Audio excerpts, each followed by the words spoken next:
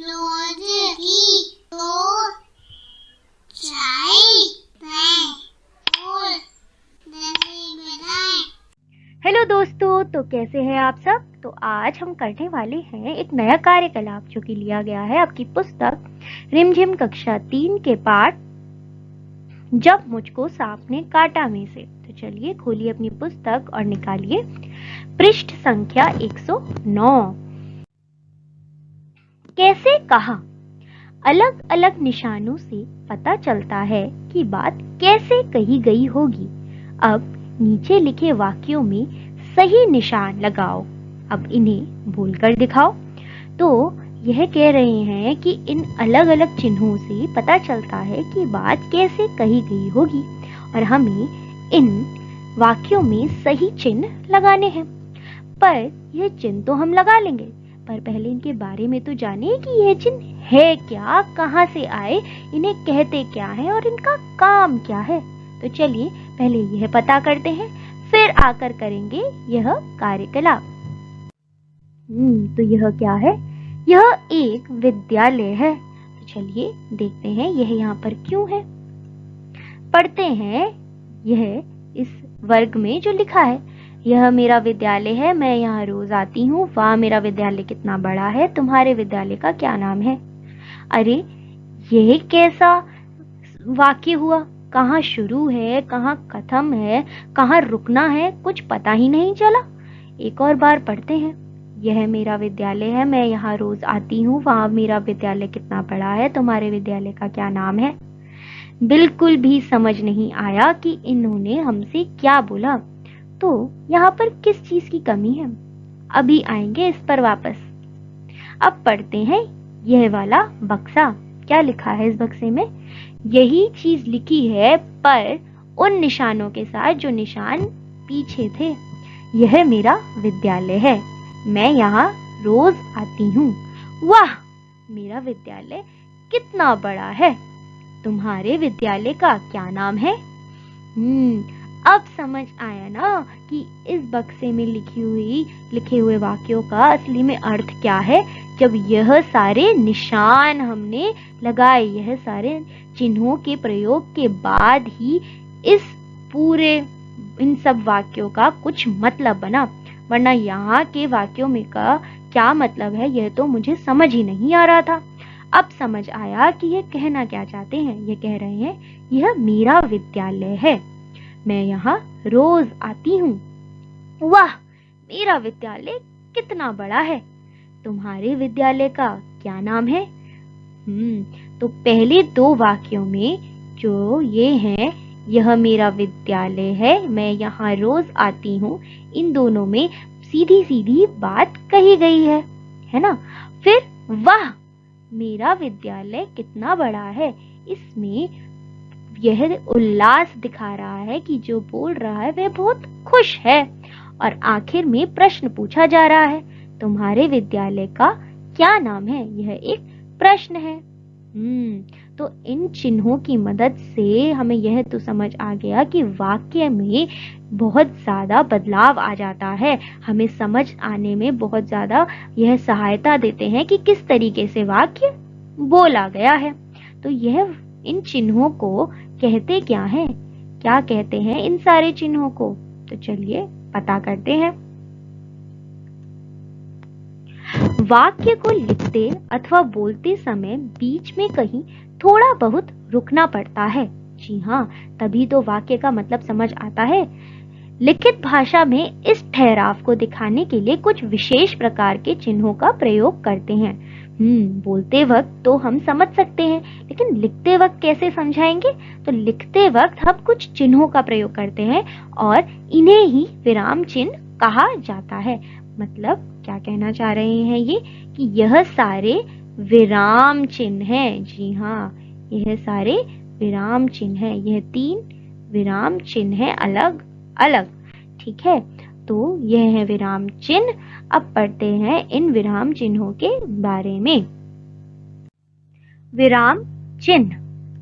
तो पहला विराम चिन्ह है पूर्ण विराम, फिर है प्रश्नवाचक चिन्ह जो कि ऐसा दिखता है, फिर है विस्मयादिबोधक चिन्ह जो कि दिखता है इस तरीके से। तो क्या होता है पूर्ण विराम? पूर्ण विराम का अर्थ है पूरी तरह रुकना या ठहरना। जहां एक बात पूरी हो जाए या वाक्य समाप्त हो जाए वहां पूर्ण विराम चिन्ह लगाया जाता है। तो जब एक वाक्य पूरा हो जाता है और हमें रुकना होता है वहां हम लगाते हैं पूर्ण विराम। माला खाना खा रही है, यह वाक्य है के बाद पूरा हो चुका है, तो हमें यहाँ पे लगाना है पूर्ण विराम। फिर आता है प्रश्नवाचक चिन्ह। जब किसी वाक्य में सवाल पूछे जाने का भाव उत्पन्न हो उस वाक्य के अंत में प्रश्नवाचक चिन्ह का प्रयोग किया जाता है। जब भी हम कोई प्रश्न पूछते हैं या जब भी हम कोई प्रश्न लिखते हैं तब उसके आखिर में यह चिन्ह का प्रयोग होता है। जैसे कि आप यहाँ क्या कर रहे हैं? तो यहाँ पर हम किसी इंसान से पूछ रहे हैं, प्रश्न पूछ रहे हैं कि आप यहाँ क्या कर रहे हैं, तो इसलिए यहाँ पे लगा है प्रश्नवाचक चिन्ह। अब है विस्मयादिबोधक चिन्ह। अब कहाँ प्रयोग होता है विस्मयादिबोधक चिन्ह? विस्मयादिबोधक चिन्ह जो कि इस प्रकार दिखता है उसका प्रयोग वाक्य में भाव व्यक्त करने के लिए किया जाता है। जब भी हम कोई भाव व्यक्त करते हैं, शोक का, हर्ष का, उल्लास का, तो वहां पर हम प्रयोग करते हैं विस्मयादिबोधक चिन्ह का। जैसे कि हाय ये क्या हो गया, आह मुझे चोट लग गई, छी कितनी गंदी बदबू है, अरे अरे कहाँ जा रही हो, शाबाश मुझे तुम पर बहुत गर्व है। तो यहाँ पर हम अलग अलग भावों को प्रकट कर रहे हैं, तो इसलिए हमने यहाँ पे हाय, आह, छी, अरे, शाबाश इन सब शब्दों के बाद विस्मयादिबोधक चिन्ह लगाया है। तो पूर्ण विराम प्रयोग होता है जब एक वाक्य खत्म हो जाता है। प्रश्नवाचक चिन्ह प्रयोग होता है जब हम प्रश्न पूछते हैं और विस्मयादिबोधक चिन्ह का प्रयोग होता है जब हम कोई भाव प्रकट करते हैं। अब आते हैं इस कार्यकलाप में। तो अब लगाते हैं इन 6 वाक्यों में सही सही विराम चिन्ह। पहला, नानी चीख उठी, सांप। तो नानी चीख उठी, डर के मारे चीख उठी है नानी, तो एक भाव यहाँ पे प्रकट हो रहा है, तो हम यहाँ पे लगाएंगे विस्मयादिबोधक चिन्ह। तो मैंने लगा दिया विस्मयादिबोधक चिन्ह।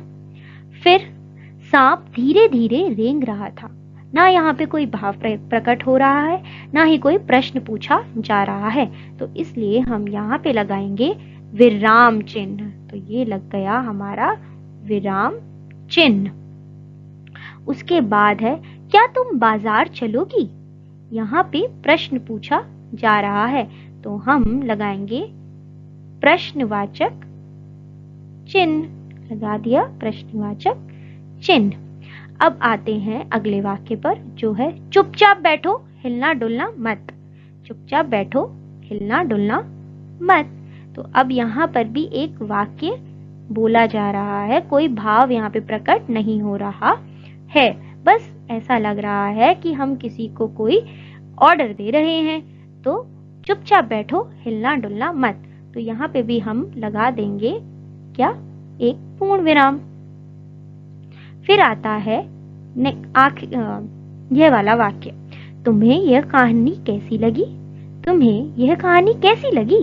तो यहाँ पर भी ये हमसे प्रश्न पूछ रहे हैं, तो लगा देते हैं प्रश्नवाचक चिन्ह। फिर आहा कितनी मीठी है, तो कोई कुछ खा रहा है और उसका आनंद ले रहा है और हमें पता चल रहा है कि यह एक यहाँ पे भाव प्रकट हो रहा है, तो हम लगा देंगे यहाँ पे कौन सा चिन्ह, यह विस्मयादिबोधक चिन्ह।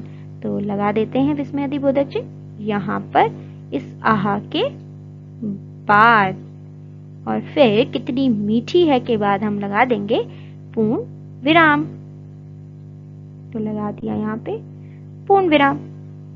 तो बस हो गया हमारा कार्यकलाप। तो आज हमने पढ़ा कि विराम चिन्ह क्या होते हैं और हम उन्हें कैसे प्रयोग करते हैं। आज हमने सिर्फ 3 विराम चिन्हों के बारे में पढ़ा, जो कि था पूर्ण विराम, विस्मयादिबोधक चिन्ह और प्रश्नवाचक चिन्ह। तो चलिए मिलते हैं अगली बार।